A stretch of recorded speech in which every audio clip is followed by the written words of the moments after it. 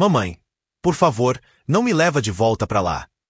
Essas palavras ecoam na minha mente até hoje. Minha filha, Clara, estava no meio da sala, caída de joelhos, com os olhos inchados de tanto chorar. Seu corpinho tremia, e o desespero em sua voz me paralisou por um instante. Clara, o que aconteceu? Perguntei, tentando mantê-la nos braços. Ela apenas balançava a cabeça, negando. Não dizia uma palavra. Era como se estivesse com medo de até mesmo respirar. Foi quando notei algo estranho. Seu suéter estava enrugado, e ao tentar ajeitá-lo, levantei por acidente um pedaço da roupa. O que vi ali destruiu algo dentro de mim. O corpinho dela estava coberto de pequenas marcas, como furinhos. Nos braços, na barriga, até nas costas. Eu não sabia se era agulha, alfinete, mordida, só sabia que era dor. E que alguém havia feito aquilo com minha filha. Meu sangue ferveu. Tirei fotos na hora e fui direto para o grupo dos pais da creche onde Clara estudava. Minha filha voltou assim da escola. Quero saber agora quem foi o responsável. A reação foi imediata. Alguns pais ficaram chocados, outros ficaram em silêncio. Até que apareceu uma resposta, que parecia saída de um pesadelo. Fui eu que mandei meu filho fazer isso. O nome da pessoa que escreveu era Viviane Melo. Nunca tinha tido muito contato com ela.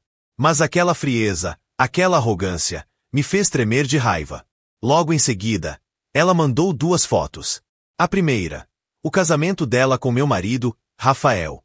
A segunda, uma selfie minha com Clara e Rafael.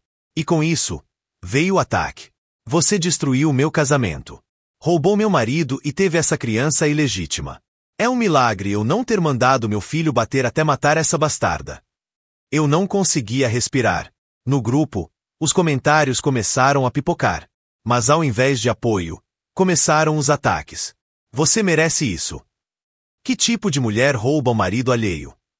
Essa criança não deveria estar numa creche de elite. Até a professora de Clara entrou no grupo para dizer: o Pedro, filho de Viviane, se comportou muito bem hoje. Amanhã vai ganhar uma estrela dourada. Viviane reagiu com um emoji de sorriso arrogante, e logo escreveu: se estiver com raiva, venha me encontrar. Ainda estou na escola com meu filho. Eu estava tremendo. Mas não de medo. De fúria. Respirei fundo, abracei minha filha e enviei uma mensagem para o jurídico da minha empresa. Preparem o divórcio. Quero o Rafael fora, e quero justiça. Agora. Peguei minha bolsa, entrelacei os dedos com o de Clara, e saí. A guerra estava só começando. A escola estava a apenas 15 minutos de casa. Mas cada segundo do caminho parecia uma eternidade. Clara segurava minha mão com força, e eu fazia o possível para esconder minha raiva. Mas ela borbolhava. Cheguei à entrada da creche e lá estava ela. Viviane Melo, de salto alto e sorriso cínico, cercada por outras mães. Todas aplaudindo, bajulando, como se ela fosse uma celebridade. Viviane, você é incrível, disse uma. Seu marido é o CEO do Grupo Medeiros, né? Agora tudo faz sentido. Desde que te vi, percebi que você tem uma aura refinada, comentou outra. É coisa de gente que nasceu para mandar. Minha filha tinha sido machucada. Eu tinha sido insultada. E ali estavam elas, tratando a autora de tudo como uma rainha. Quando me viram chegando, as expressões mudaram. Sorrisos se transformaram em olhares de nojo. Como se eu fosse uma invasora. Uma intrusa num lugar que elas achavam que dominavam. A coordenadora da creche veio em minha direção com um semblante de frieza que cortava como navalha. Senhora Castro, disse, seca. Fui instruída pela direção a informar que sua filha está oficialmente expulsa da instituição. Com efeito, imediato. Expulsa? Minha voz saiu baixa, incrédula. Esta é uma creche de alto padrão, continuou ela. Aqui, só aceitamos crianças de famílias bem colocadas. Uma menina como Clara prejudicaria nossa reputação. Meu rosto endureceu. Respirei fundo e disse: sugiro que antes de falar em reputação, descubra quem é a verdadeira destruidora de lares e quem está criando um filho fora do casamento. Viviane, bem louca, com passos rápidos, veio até mim e me deu um tapa no rosto. A força me fez cambalear por um segundo. Você é uma aproveitadora sem vergonha, gritou ela. Acha mesmo que ter uma filha fora do casamento te torna esposa de alguém? As outras mães riram. Uma delas sussurrou. Deve ter se oferecido como qualquer uma para conseguir o marido dela. Os insultos vinham de todos os lados. Um grupo de curiosos já se formava. Gente filmando, apontando, rindo.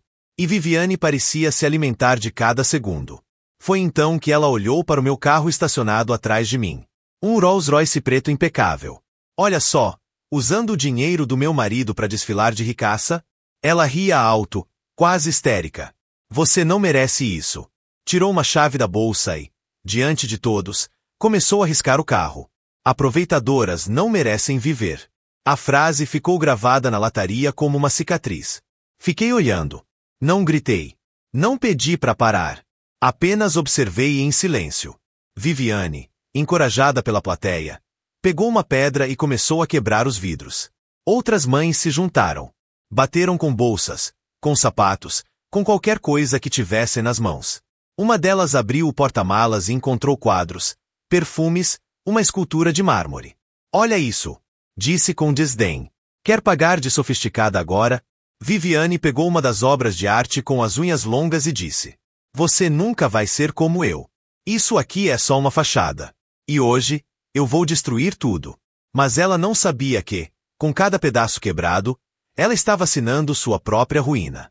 No meio do caos, enquanto meu carro era reduzido a uma pilha de vidro, tinta e desprezo, um carro preto parou discretamente do outro lado da rua.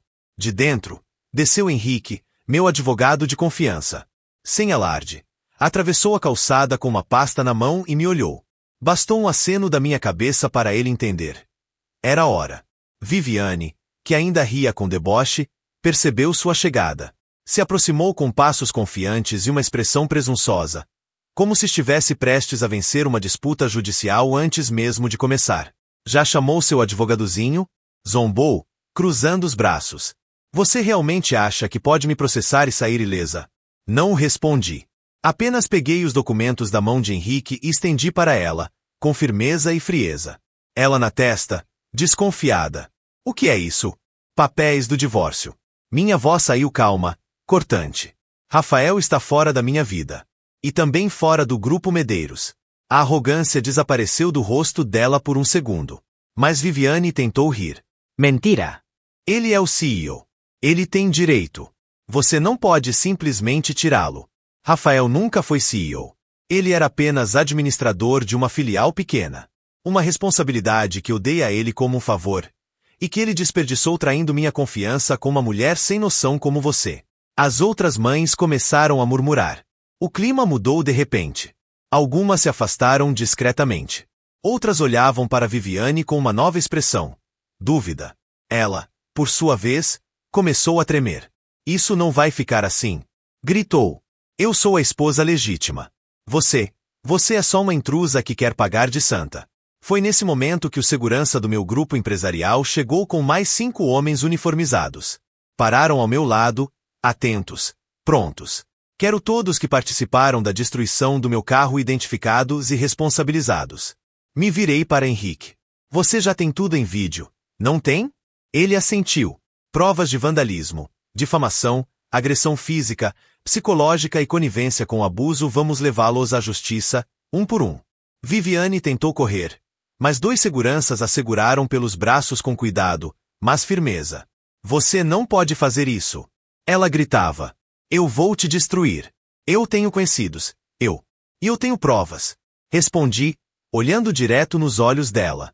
Cada arranhão no corpo da minha filha. Cada palavra sua no grupo de pais. Cada imagem gravada aqui hoje. Você cavou sua própria ruína. As mães que antes riam agora estavam pálidas, tentando apagar seus comentários no grupo. Algumas choravam, outras imploravam para não serem processadas. Mas era tarde demais. A justiça havia começado. E eu não ia parar por aqui. Enquanto Viviane era arrastada pelos seguranças, ainda se debatendo como uma criança mimada, eu me aproximei da coordenadora da creche. Ela estava imóvel, pálida, como se tivesse acabado de ver um fantasma. Aqui. Estendi outro documento. Ordem judicial. Ela hesitou. Suas mãos tremiam enquanto pegava o papel.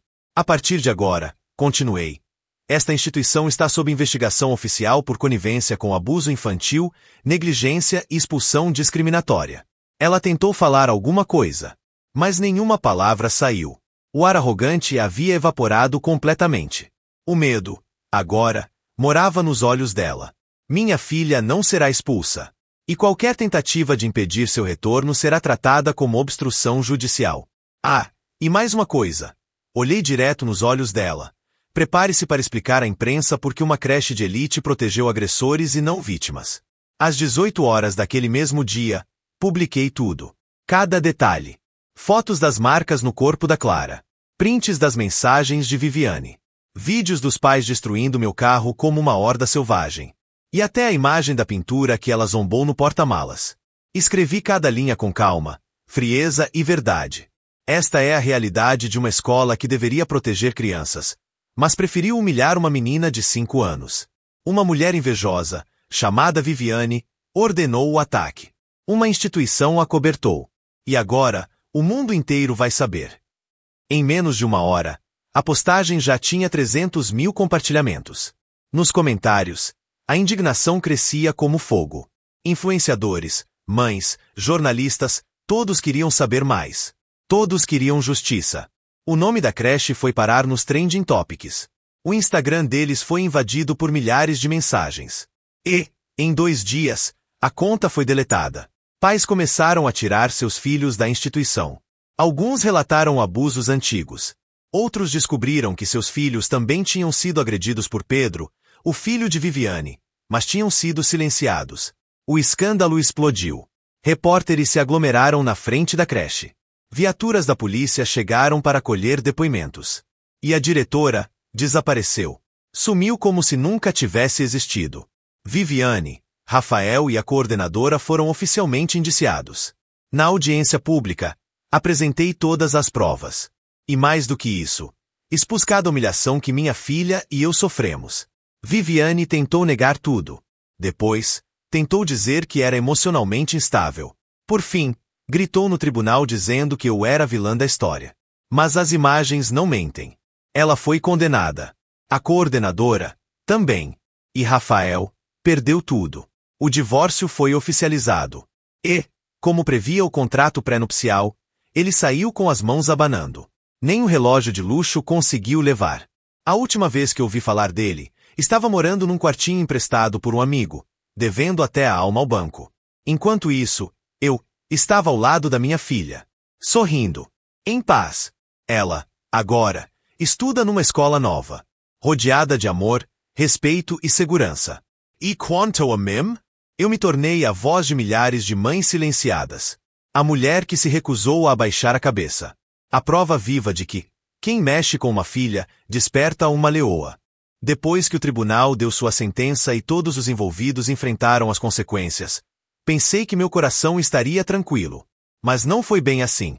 Porque a dor que minha filha carregava não se apagava tão facilmente. Clara ainda acordava de madrugada às vezes, assustada. Ainda hesitava ao entrar na nova escola, segurando minha mão como se o mundo fosse desabar de novo. Mas cada dia era uma conquista. Cada sorriso, uma vitória. E eu estava ali. Sempre. Certa noite, depois de mais um dia tranquilo, ela me abraçou antes de dormir e sussurrou: "Mamãe, agora eu posso brincar sem medo?" Eu segurei o choro e respondi: "Agora você pode tudo, meu amor. E ninguém nunca mais vai te machucar." Hoje, olho para trás e não me reconheço mais. A mulher que um dia sofreu em silêncio, que tentou salvar um casamento afundado na mentira, morreu no momento em que viu sua filha implorar de joelhos, coberta de marcas. O que nasceu no lugar foi algo muito mais forte. Porque quando uma mãe entende que precisa lutar, ela vira um exército inteiro. Ela vira lei, justiça e proteção. Viviane, Rafael, a coordenadora e todos aqueles que riram, apontaram, zombaram, agora vivem com o peso de suas escolhas. E o mundo inteiro viu. Esta história não é apenas a minha história. É uma alerta. Quantas crianças estão sofrendo caladas enquanto adultos protegem agressores? Quantas mães foram silenciadas por vergonha, medo ou culpa imposta por quem deveria protegê-las? Se você está passando por algo parecido, eu te digo: fala e lute. Você não está sozinha. E, acima de tudo, nunca subestime o poder de uma mãe decidida. Sabe, quando escutei essa história pela primeira vez, eu fiquei em choque. Não só pelo que aconteceu com a Clara, mas porque, infelizmente, isso não é um caso isolado. Quantas vezes as vítimas são silenciadas, enquanto os culpados andam de cabeça erguida? Quantas mães são julgadas por reagirem, por protegerem, por simplesmente amarem com tudo que têm? Vivemos em um mundo onde, muitas vezes, a aparência importa mais que a verdade. Onde dinheiro fala mais alto que caráter. E onde uma mãe precisa lutar contra tudo e todos só para garantir que sua filha possa brincar em paz. Essa história é sobre injustiça, sim, mas também é sobre coragem. Sobre não abaixar a cabeça. E sobre a força silenciosa que desperta quando tentam machucar quem a gente ama. Se você é mãe, pai, avó, tio, amiga. Se você já se sentiu impotente diante de uma injustiça, então eu espero que essa história te lembre de uma coisa. Você pode lutar. E você merece ser ouvida. Porque o amor de quem protege não tem limite. E quando o mundo vira as costas, a justiça começa com a nossa voz. Tá sentindo essa história? Então já deixa o like e se inscreve.